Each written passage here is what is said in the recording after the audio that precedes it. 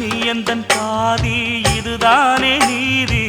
உனை விட்டு போக முடியாதம்மா. மறைந்தாலும் நான் மறு ஜென்மமே என்றும் தேடி வரும் சொந்தம் இது கண்மணி. அதை தள்ளிவிட நியாயம் என்ன கண்மணி. இது நீ இருக்கும்,